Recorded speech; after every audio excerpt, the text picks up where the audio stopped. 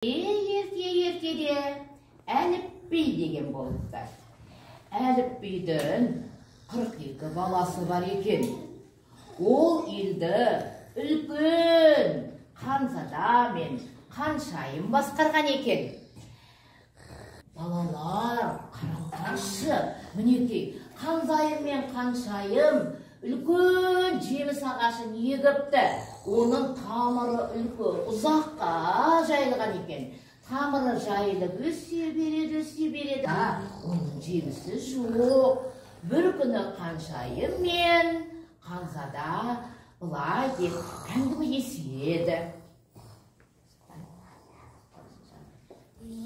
Ханшайым, біз отырған ағашы тамыры жайылып өскенмен неге жеміс бермейді?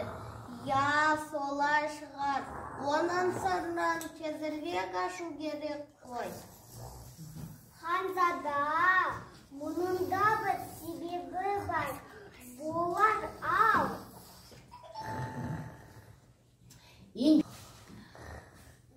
Ханзада, мен Ханшайым маған күн шуағы жеткілікті. Суда бар, бірақ жемістерім жоқ. Неге екен өзім де түсінбеймін. Ендеше бұның сырын сиқыршыдан сұрап көрейік. Ендеше сиқыршы, сіздің қолыңыздан келмейтін ештеме жоқ. Сіз барлығын орнына келтіресіз. Мұна табиғат неге ұйқыда? Қараңыздаршы, табиғаттың барлығы ұйқыда. Барлық табиғат ұйқыда. Ендеше осыларды көмектесуге сиқыршы, сіз маған көмектесіңізші.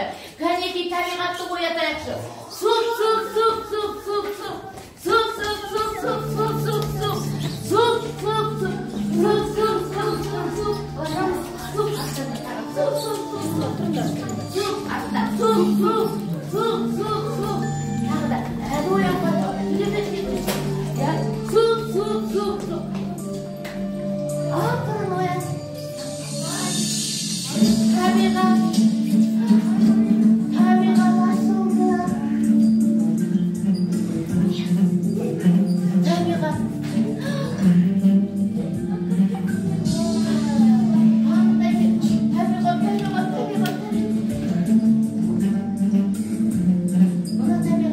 Kız.